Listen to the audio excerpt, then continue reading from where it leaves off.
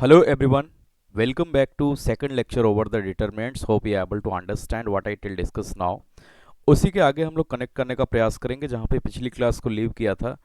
अगर हम पिछली क्लास तक की बात करें तो हम लोग बात कर रहे थे कि इस तरीके से किसी भी डिटर्मिनेंट को एक्सपेंड करके उसकी वैल्यू को ऑब्टेन करेंगे। तो आज यहाँ पे थोड़ा सा उसके आगे हम लोग चलेंगे, प्रॉपर्टीज़ पे बात करेंगे और हो सकेगा तो को फैक्टर और माइनर्स पे भी बात करेंगे अगर समय मिलेगा तो। ओके, तो स्टार्ट करते हैं। आज हम लोग स्टार्ट करेंगे टॉपिक को प्रॉपर्टीज़ ऑफ डिटर्मिनेंट कि डिटर्मिनेंट में क्या क्या प्रॉपर्टीज़ होती हैं, कि उन प्रॉपर्टीज़ को यूज़ करके हम क्वेश्चंस को आसान कर लेते हैं, क्वेश्चन को इजीली ऑब्टेन किया जा सकता है। ओके, प्रॉपर्टीज़ को यूज़ करके।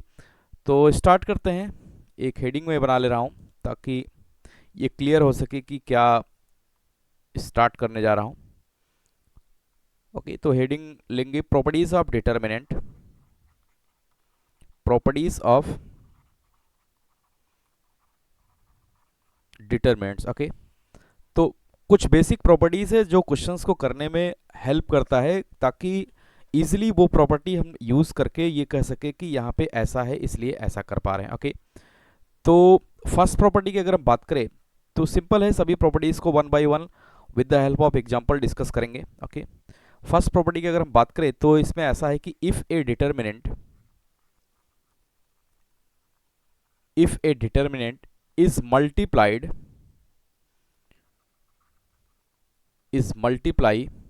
by k as a constant, then multiply by k, then any row or any column gets multiplied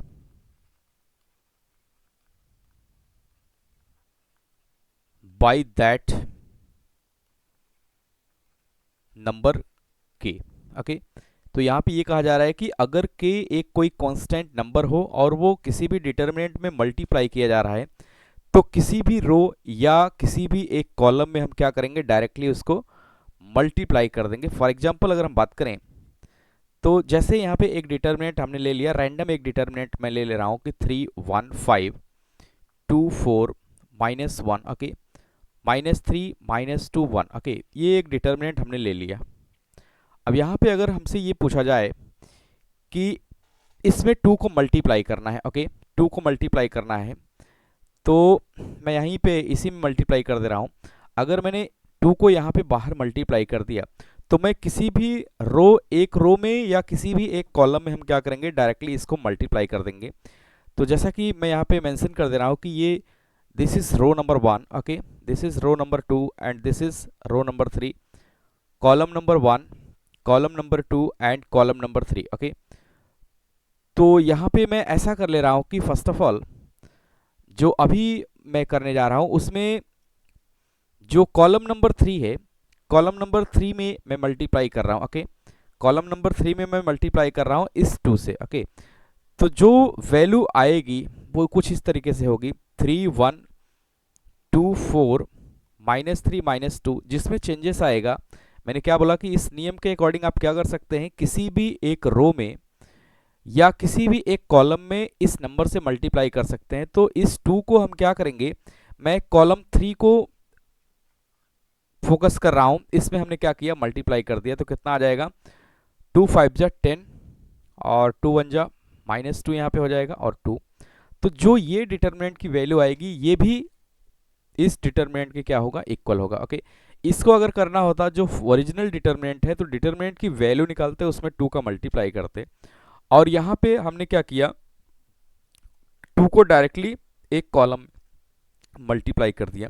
या इसी को ऐसा भी कर सकते हैं और करके, हमने अभी कॉलम को फोकस किया, अगर मैं रो को फोकस करूं तो कैसा कर सकते हैं, ये इक्वल होगा जो वैल्यू है, मैं यहाँ पे रो 1 को फोकस कर रहा हूँ, अब रो 1 में हम मल्टीप्लाई करना चाह रहे हैं। ओके, रो 1 में अगर मैं मल्टीप्लाई कर दूं इस 2 को तो भी इस वैल्यू पे कोई फर्क नहीं पड़ेगा, जो डिटर्मिनेंट की वैल्यू आएगी वो अभी भी क्या होगी, सेम होगी। तो मैं रो को फोकस कर रहा हूँ इसलिए रिमेनिंग एलिमेंट्स को मैं लिख ले रहा हूँ 2 4 -1, ओके -3 -2 और 1। ओके 1, अब जो चेंजेस आएगा वो रो 1 में आएगा। ओके, रो 1 में आएगा तो मैं यहाँ पे कलर चेंज कर ले रहा हूँ। 2 से मल्टीप्लाई करेंगे, 2 3 जा कितना हो जाएगा 6, ओके, और 2 1 जा कितना हो जाएगा 2, और 2 5 जा कितना हो जाएगा 10, ओके, 2 5 जा 10। तो ये भी जो ये डिटर्मिनेंट की वैल्यू आएगी, ये भी वैल्यू क्या होगी, सेम होगी, ओके। तो यहाँ पे जो मैंने फोकस किया है वो फोकस मैंने R1 पे किया है, यानी कि जो मल्टीप्लिकेशन किया गया है वो रो 1 में किया गया है। तो इसका मतलब ये हुआ कि किसी भी एक कांस्टेंट नंबर से किसी भी एक पर्टिकुलर रो या एक पर्टिकुलर कॉलम में हम क्या कर सकते हैं, मल्टीप्लाई कर सकते हैं, और डिटर्मिनेंट की वैल्यू जो होगी ऑलवेज क्या होगी, सेम होगी। तो यहाँ पे मैं ये कह सकता हूँ कि both values are same, okay, ऐसा लिख सकते हैं कि बोथ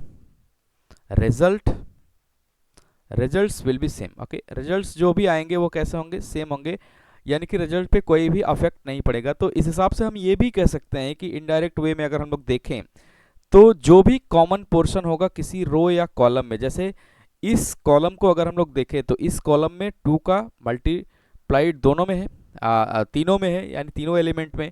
10 को मैं 2 5 जा लिख सकता हूँ, और -2 को 2 इंटू -1, और 2 को 2 इंटू 1 लिख सकते हैं। दैट मीन्स कि 2 यहाँ पे एक कॉलम में 2 से मल्टीप्लाई हो रहा है।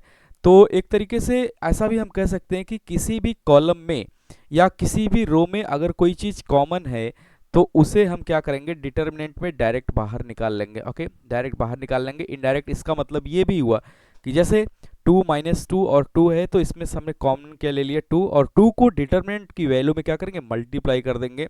या रो में अगर हम लोग देखें तो 6 to 10 है, ओके, 6 to 10, तो यहाँ पे भी 2 का मल्टीप्लाई है, तो यहाँ से भी हम कॉमन ले सकते हैं, okay.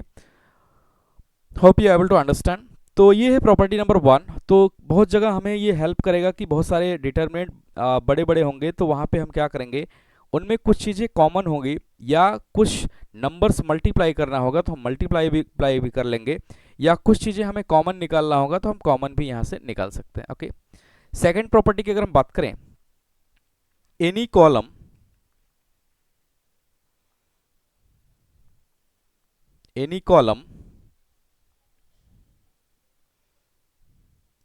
or row the odd term or common term, odd term या common term can be taken out from any determinants रो और कॉलम। ये उसी का एक्सटेंडेड फॉर्म है कि किसी भी, अगर मैं रो या कॉलम की बात करूं उसमें ऑड टर्म्स है, ऑड टर्म्स का मतलब वो कुछ कॉमन होगा, ठीक है। तो उसको हम क्या करेंगे, उस डिटर्मिनेंट के किसी भी रो या कॉलम से हम क्या कर सकते हैं, उसे बाहर ले सकते हैं, उसको कॉमन है तो वो बाहर ले सकते हैं। जैसा एक एग्जांपल मैं ले रहा हूँ, फर्स्ट रूल का ये एक्सटेंडेड फॉर्म है कि यानी इनडायरेक्ट हम ये कहें कि कोई भी रो या कोई भी कॉलम में अगर कोई भी चीज़ कॉमन है तो उसे हम क्या कर सकते हैं, बाहर कर सकते हैं। जैसे एक डिटर्मिनेंट हमने ले लिया और उस डिटर्मिनेंट पे रैंडम हम इंफॉर्मेशन फिलअप कर ले रहे हैं, जैसे a square a cube, okay, और यहाँ पे 3x 6 root x, okay, 9 1 -1 3, random कोई वैल्यूज इस तरीके से ले लिया एक डिटर्मिनेंट की। अब अगर हम लोग देखें तो इसमें बहुत सारी चीज़ें कॉमन है। कॉमन अभी जो प्रॉपर्टी नंबर 1 हमने पढ़ा उसी को यहाँ पे यूज़ करने का प्रयास कर रहे हैं। तो बहुत सारी चीज़ इसमें कॉमन है। जैसे मैं फर्स्ट रो को अगर देखूँ और सेकंड रो ये है, ओके, थर्ड रो, अगर मैं इसमें देखूँ फर्स्ट रो में तो ए सभी में मल्टीप्लाई हुआ है, तो मैं यहाँ पे लिख सकता हूँ कि ए फ्रॉम R1 यानी कि रो 1, ए फ्रॉम R1, एंड इसमें अगर हम लोग देखें रो 2 में तो 3 का मल्टीप्लाई इसमें है, तो यहाँ पे लिख सकते हैं 3 फ्रॉम R2। यहाँ से इनको क्या किया जा सकता है, एलिमिनेट किया जा सकता है क्योंकि ये दोनों में कॉमन है। तो जो भी चीज़ें कॉमन होगी उसे हम क्या करेंगे, बाहर ले आ सकते हैं। तो ए अगर यहाँ से ले लेंगे तो क्या हो जाएगा, डी की वैल्यू क्या आ जाएगी ए, और 3 को कॉमन लेंगे, बाकी जो रिमेनिंग के बचेंगे उसको हम एज इट इज़ लिख देंगे। यहाँ पे क्या आएगा 1 ए स्क्वायर, और यहाँ पे कितना आ जाएगा x, और 2 रूट x, और यहाँ पे 3, बाकी यहाँ पे इसमें कोई चीज़ कॉमन नहीं है, 1 -1 3।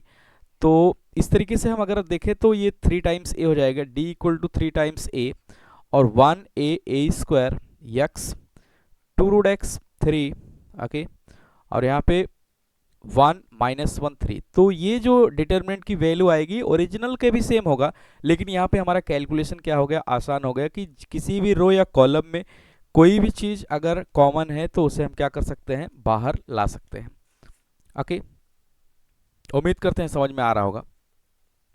इसके आगे अगर हम लोग देखें तो कुछ और बेसिक प्रॉपर्टीज़ है जो कि काफ़ी हमारी मदद करेगा, तो उसे भी हम देख लेते हैं। कि प्रॉपर्टी नंबर 3 अगर हम आगे बढ़ें,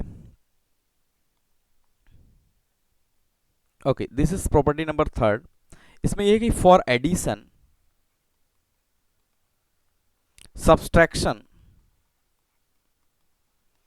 and multiplication, for addition, subtraction, multiplication of two determinants of two determinants of two determinants,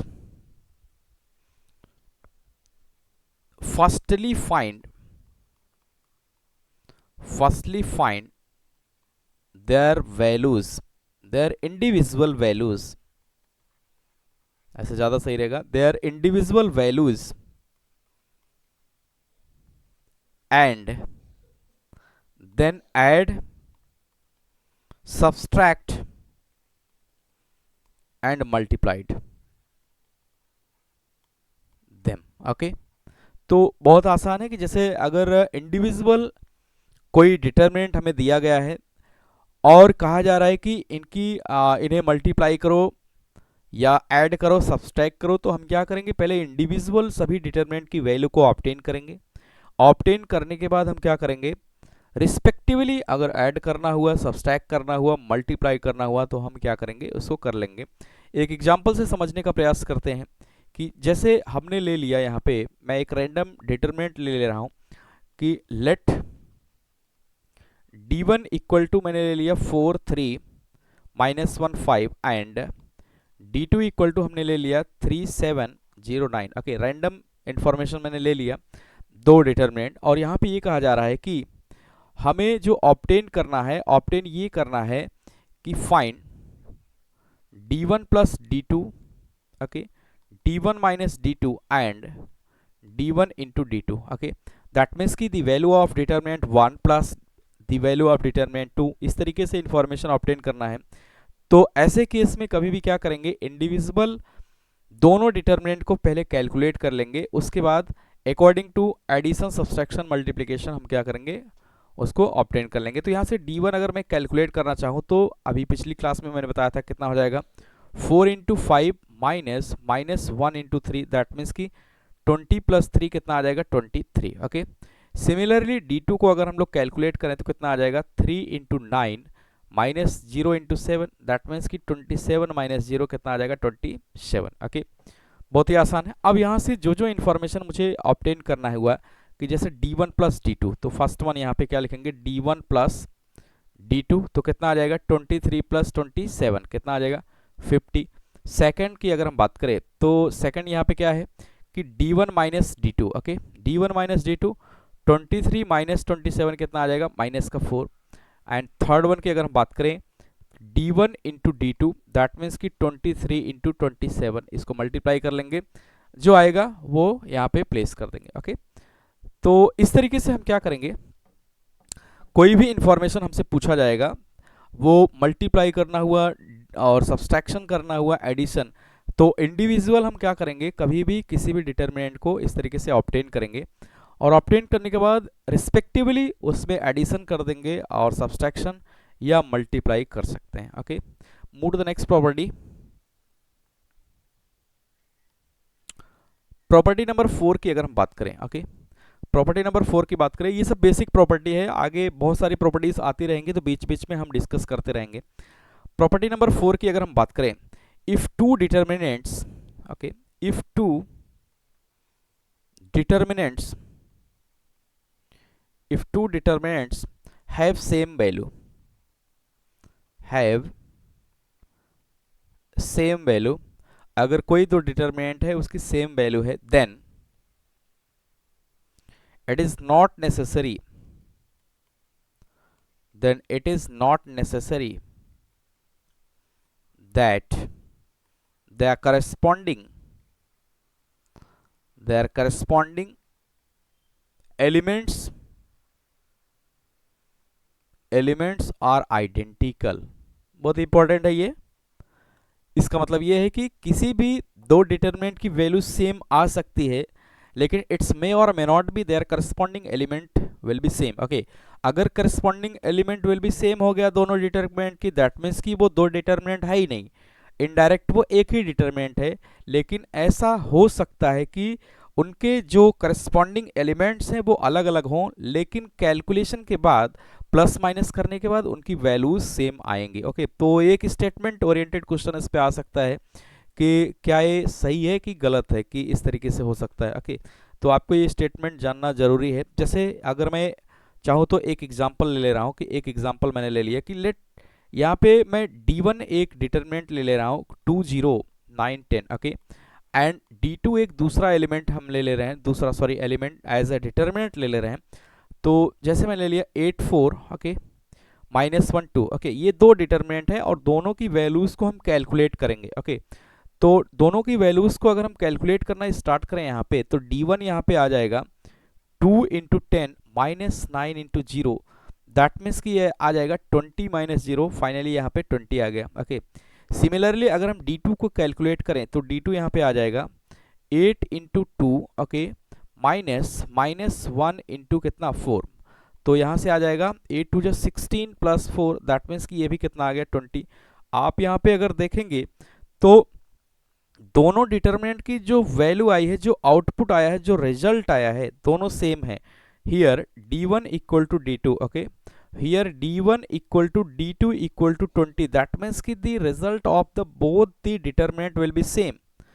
okay, here the result of both determinants are same, but the corresponding elements of both determinant are not same। Okay, यहाँ पे देखिए जहाँ पे 2 है यहाँ पे 8 है, यहाँ पे 0 है, यहाँ पे कितना है 4, 9 है -1 है, 10 है, क्या है 2, दैट मीन्स कि ये हो सकता है कि डिटरमिनेंट की वैल्यू सेम आए, लेकिन उनके करस्पॉन्डिंग एलिमेंट सेम हो भी सकते हैं, नहीं भी हो सकते हैं। अगर करस्पॉन्डिंग एलिमेंट सेम हो गया दैट मीन्स कि D1 and D2 both are same determinant, लेकिन अलग होंगे। ओके, यानी कि ऐसा केस हो सकता है कि दोनों की वैल्यू अलग अलग आए, दोनों के जो एलिमेंट्स हैं वो अलग अलग होंगे, उनके रिजल्ट सेम हो सकते हैं। ओके, और एलिमेंट्स अगर सेम हो गए तो वो डिटरमिनेंट अलग नहीं हो सकता है। ओके, तो यहां से मैं एक पॉइंट लिख भी दे रहा हूं कि here D1 and D2 have equal value but their corresponding elements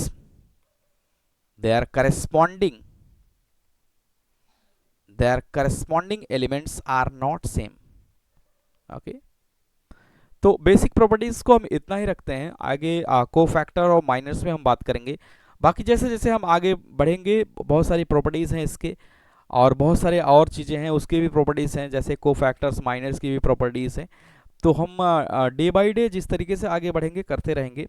तो कुछ और आज बात करते हैं, माइनर्स एंड कोफैक्टर्स की बात करते हैं। ओके, तो ये इंपॉर्टेंट है, इस पे सवाल अच्छे आते हैं।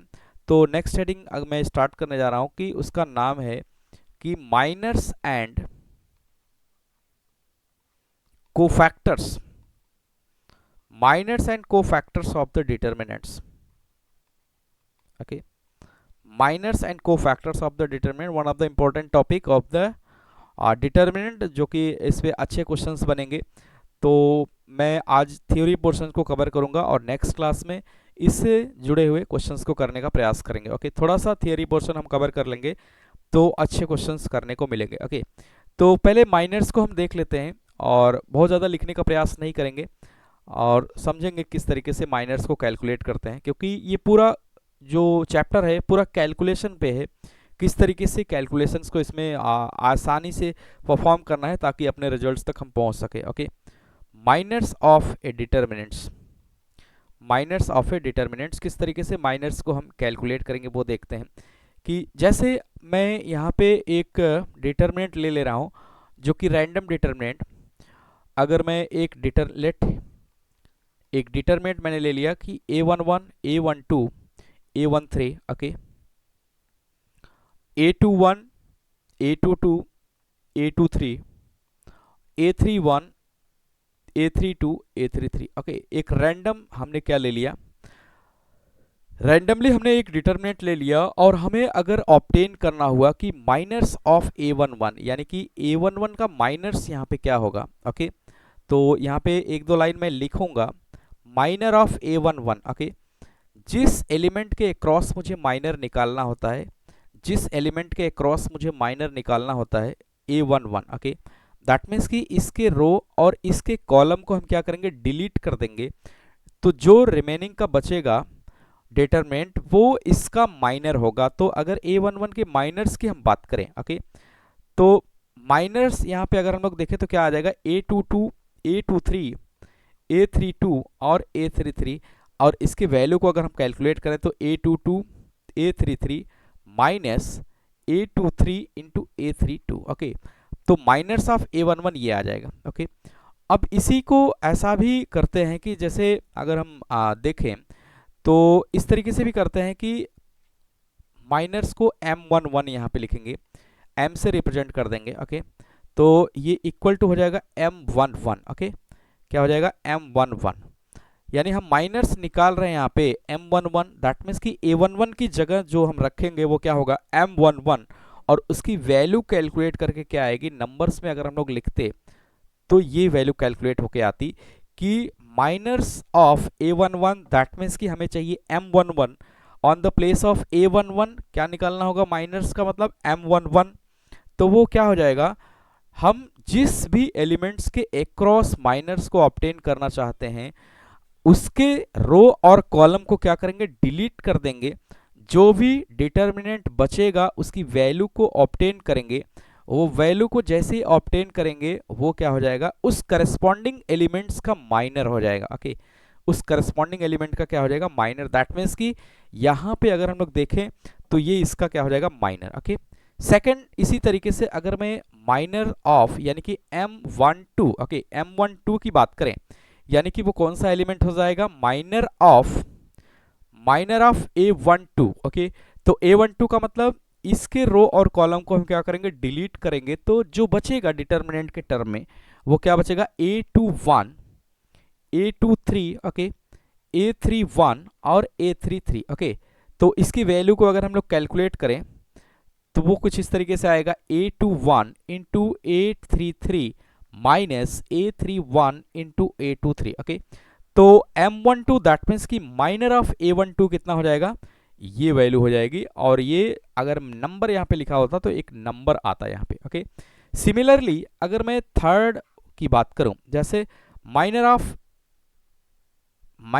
A13 ओके, यानी कि M13 लिखेंगे और यहाँ पे कितना आ जाएगा, minor of A13 okay. A13 का मतलब हम क्या करेंगे, अब A13 वाले रो और कॉलम को क्या करेंगे, डिलीट करेंगे। A13 वाले रो और कॉलम को डिलीट करेंगे तो क्या बचेगा, A21 ओके, A21 और क्या बचेगा, A23 A22 ओके, A22 और A31 A32 ओके।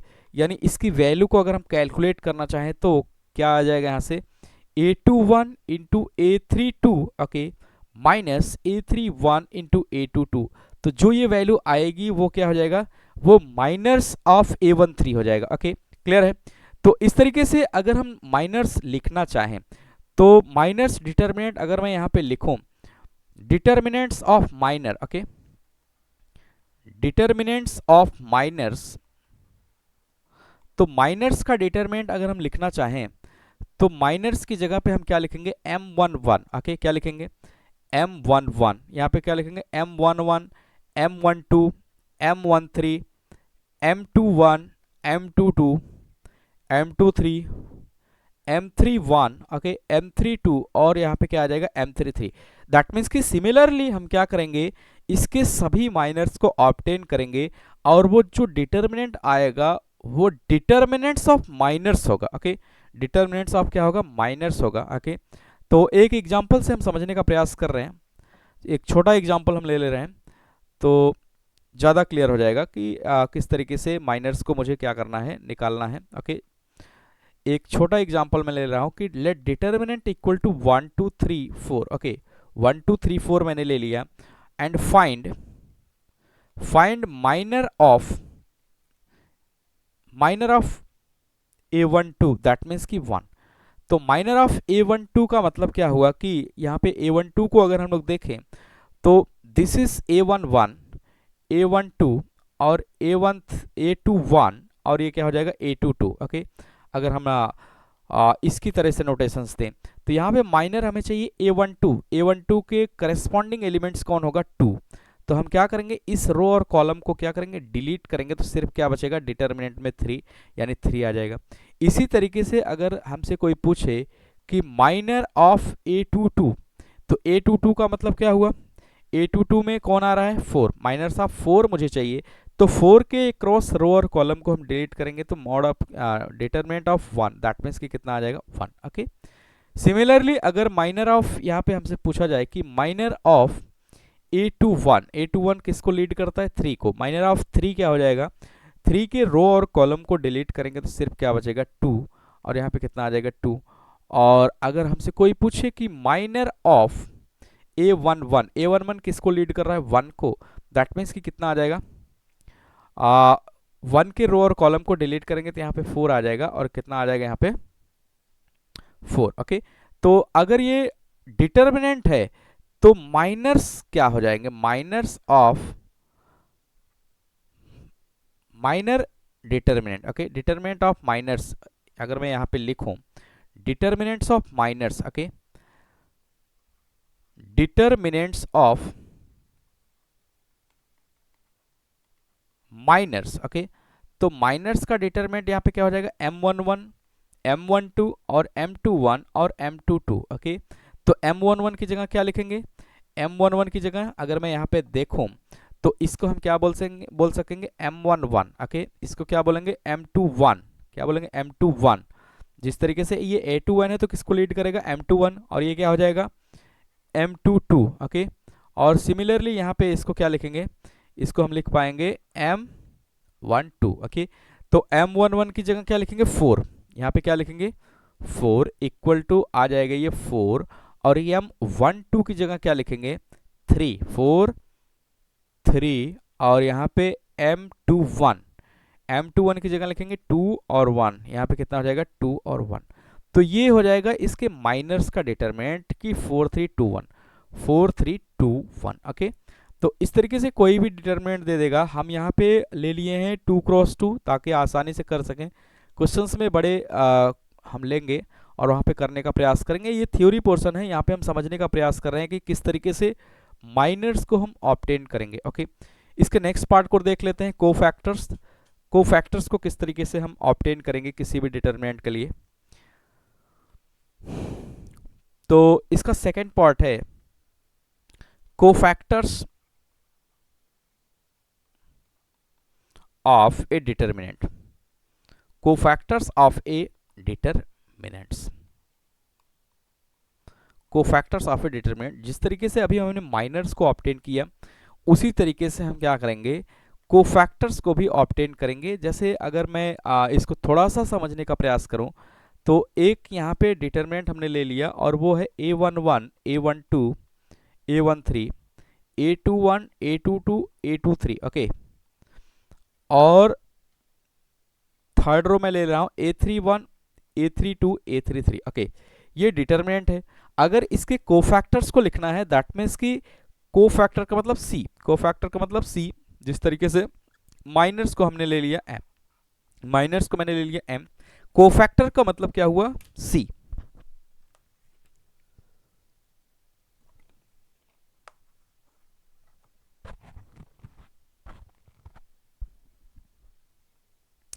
तो c का मतलब यहां पे जो मुझे रिक्वायर्ड है,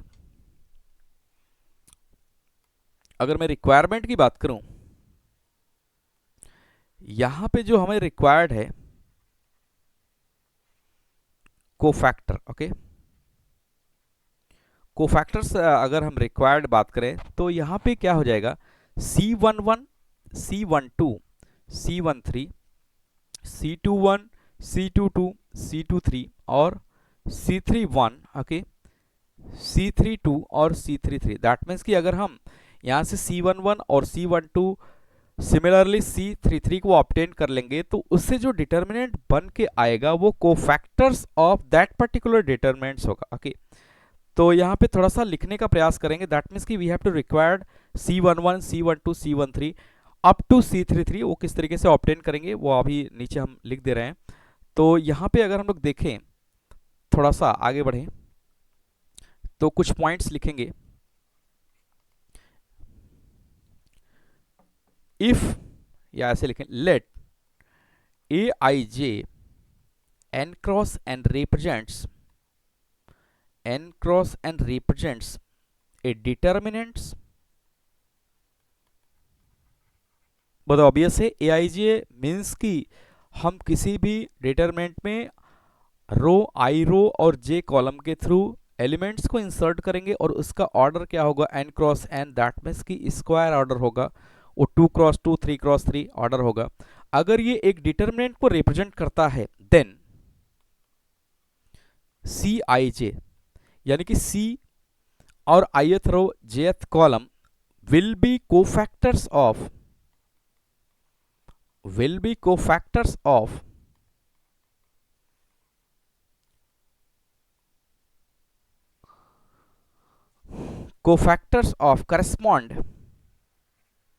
correspond to the elements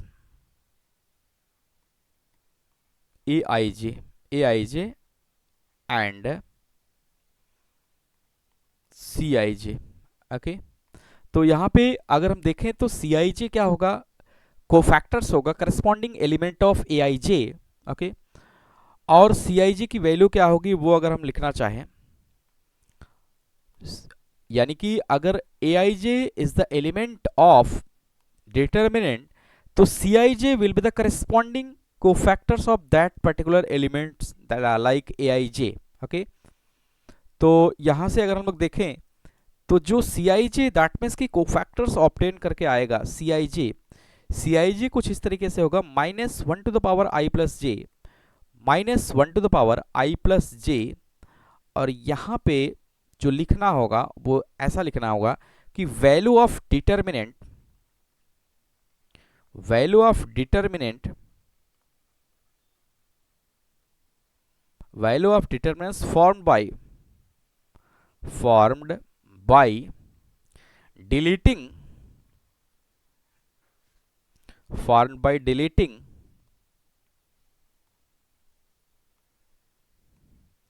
formed by deleting ith row and jth column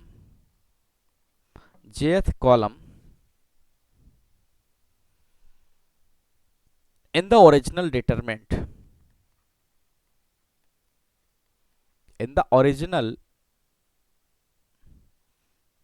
determinants,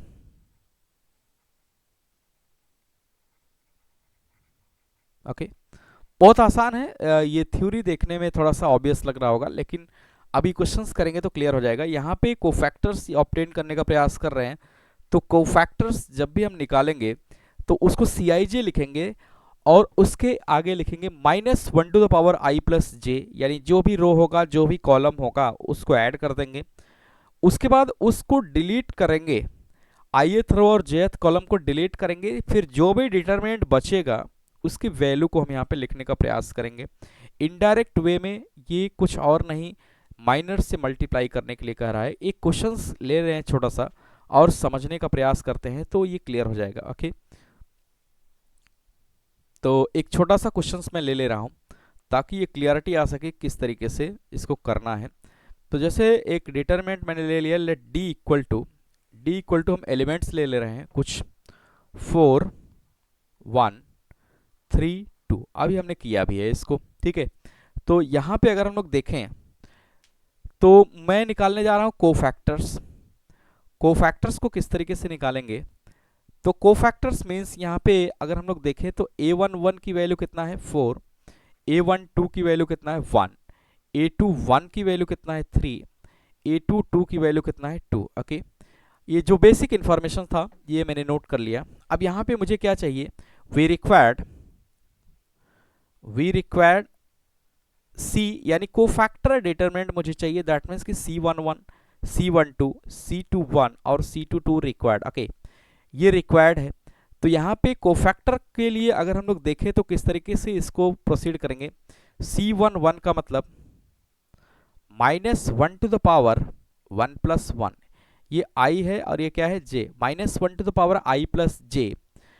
अब यहाँ पे क्या करेंगे, ये A11 है। ओके, A11 है, इसके करस्पॉन्डिंग हम क्या करेंगे, ith यानी कि A11 यहाँ पे ith और jth रो और कॉलम को क्या करेंगे, डिलीट करेंगे। तो क्या बचेगा 2 बचेगा, यहाँ पे 2 आएगा। तो -1 टू द पावर 2 और यहाँ पे कितना आ जाएगा 2, तो यानी कि ये कितना आ जाएगा 2।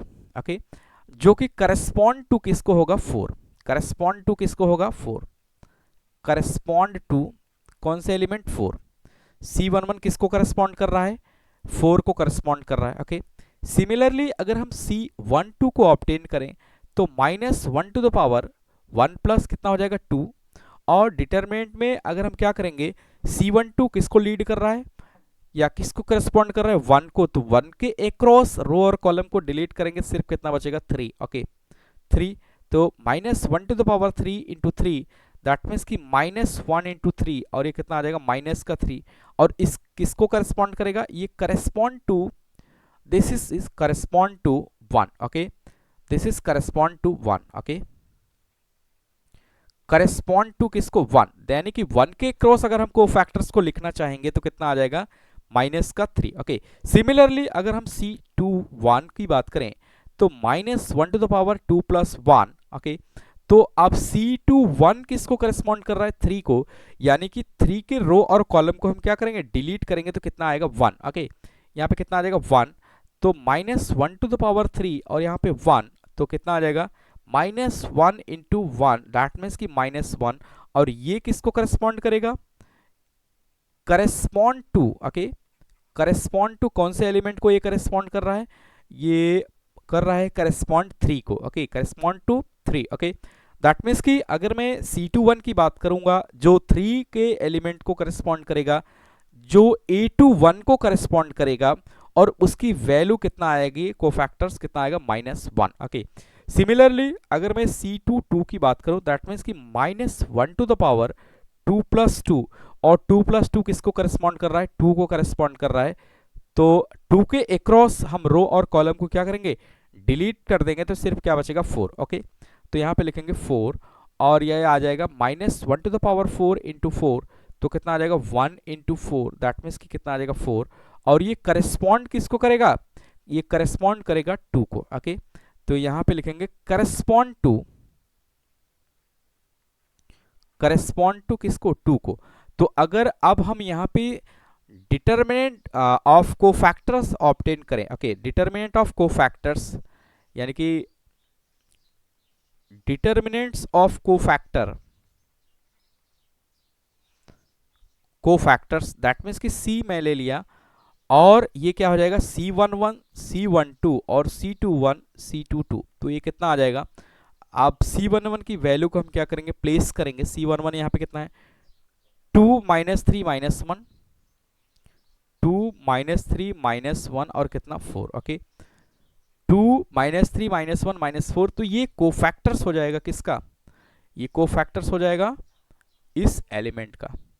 ओके, यानी कि जो ये डिटरमिनेंट दिया था उसका कोफैक्टर हो जाएगा। तो अगर मैं क्लियर कट लिखूं यहाँ पे, तो डिटरमिनेंट हमारा कुछ ये है। ओके, हमारा डिटरमिनेंट ये है, डिटरमिनेंट हमारा ये था 4 1 3 2। ओके, 4 1 3 2, तो इसका कोफैक्टर क्या आ गया, इसका कोफैक्टर अगर हम लोग देखें तो इसके कोफैक्टर आएंगे 2 -3 -1 4। ओके, तो अब अगर थोड़ा सा आप दिमाग लगाएंगे तो यहाँ से बहुत सारे इंफॉर्मेशन को हम फेच कर सकते हैं, जो कि आगे क्वेश्चंस करने में हमारी मदद करेगा। ओके, तो जैसे अगर मैं यहाँ पे देखूँ तो इसमें अगर आप लोग देखें तो 2x2 के लिए ये एलिमेंट्स क्या है, फिक्स हैं।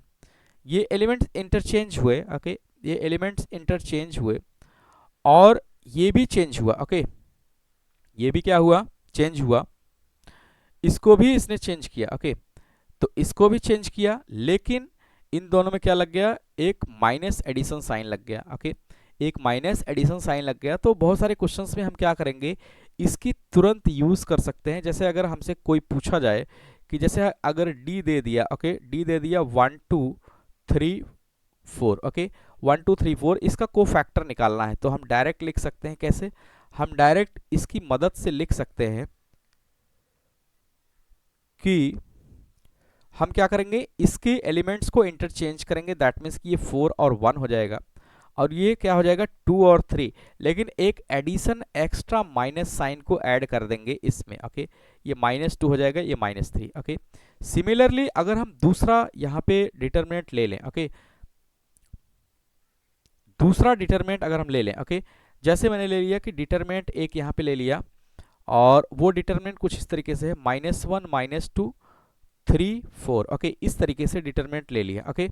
तो इसके करस्पॉन्डिंग कोफैक्टर्स को अगर मुझे लिखना हुआ, ओके, तो डायरेक्ट कैसे लिखेंगे, सी, पहले एलिमेंट्स को फर्स्ट और इसको क्या करेंगे, इंटरचेंज कर लेंगे और इसको इंटरचेंज करेंगे, ये 4, ये -1, ओके, और इसको भी इंटरचेंज कर लेंगे, -2, ओके, और ये क्या हो जाएगा 3। लेकिन जो ये दोनों एलिमेंट्स होते हैं, इनके साइन को हम क्या करते हैं, चेंज करते हैं। इनको साइन को अगर हम चेंज करते हैं तो एक एक्स्ट्रा माइनस साइन इसमें आ जाएगा, यानी कि एक माइनस यहाँ पे यूज कर लेंगे, एक माइनस यहाँ पे। तो फाइनली अगर हम लोग देखें तो ये जो आएगा बन के, ये आ जाएगा 4 -3 और ये 2 और -1, ओके। तो आप कैलकुलेट करेंगे तो भी जो कोफैक्टर आएगा वो यही आएगा। तो ये 2x2 के लिए वैलिड है, हम इस तरीके से कर सकते हैं। क्या करेंगे, इनके जो इंफॉर्मेशन है इनको इस तरीके से इंटरचेंज करेंगे, ओके, इन दोनों को इंटरचेंज किया, 2 4 आ गया, 3 और 1 को चेंज किया तो 3 और 1 आ गया, लेकिन इसमें क्या करेंगे, एक extra additional minus sign add करते हैं। तो जैसे ये -2 था तो इसमें एक्स्ट्रा जैसे ही मैंने ऐड किया तो क्या हो गया, ये 2 हो गया और ये -3 हो गया, ओके। उम्मीद करते हैं ये समझ में आ गया होगा। इस तरीके से हम क्या करेंगे, इनको यूज करेंगे, ये कोफैक्टर्स और कोफैक्टर्स और माइनर्स हो गया, ओके। हम चाहे तो बहुत सारे इन्फॉर्मेशन यहाँ से कलेक्ट कर सकते हैं, लेकिन थोड़ा सा अगली क्लास में मैं इसको प्रोसीड करूँगा, क्योंकि इसी कोफैक्टर्स और डिटरमिनेंट की वैल्यू के लेके और बहुत सारे यहाँ पे कॉन्सेप्ट डेवलप होंगे। यहाँ पे सिर्फ हमने आज ये सीखा कि किस तरीके से माइनर्स को कैलकुलेट करेंगे, किस तरीके से कोफैक्टर्स को कैलकुलेट करेंगे, और यहाँ पे एक ट्रिक की तरीके हम ये यूज़ कर सकते हैं कि अगर 2x2 का कोई भी डिटरमिनेंट है तो उसका कोफैक्टर हम इजीली निकाल लेंगे किस तरीके से, लेकिन ये वैलिड सिर्फ 2x2 के लिए है, 3x3 में नहीं है, ओके। तो 3x3 के लिए मुझे क्या करना पड़ेगा, मैनुअली मुझे उसको कैलकुलेट करना पड़ेगा, ओके।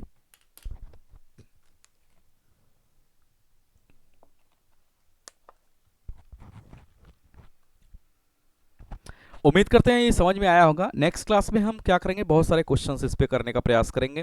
प्रॉपर्टीज भी हमने कुछ पढ़ लिया है, बहुत सारी बाकी भी है, और कोफैक्टर और माइनर्स पे हम क्वेश्चंस करेंगे।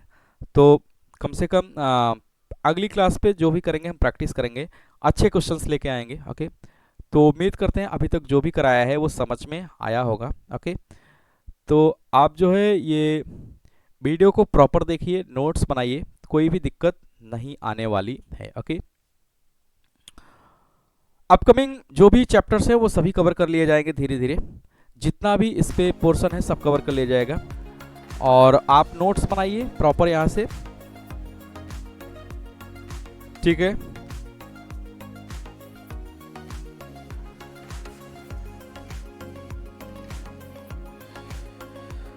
तो उम्मीद करते हैं अभी तक जो भी कराया है वो समझ में आया होगा, किस तरीके से माइनर्स को कैलकुलेट करना है, किस तरीके से कोफैक्टर्स को कैलकुलेट करना है, और डिटरमिनेंट की वैल्यू को कैसे ऑब्टेन करना है, ओके। तो आज की क्लास यहीं तक रखते हैं, मिलेंगे नेक्स्ट क्लास में अच्छे क्वेश्चंस के साथ मिलेंगे, जिसमें हम देखेंगे कि किस तरीके से इनके प्रॉपर्टीज़ को और कोफैक्टर्स और माइनर्स को इम्प्लीमेंट करके क्वेश्चंस को कर पाएंगे। ओके, मिलते हैं नेक्स्ट क्लास में, तब तक के लिए बाय बाय, थैंक यू।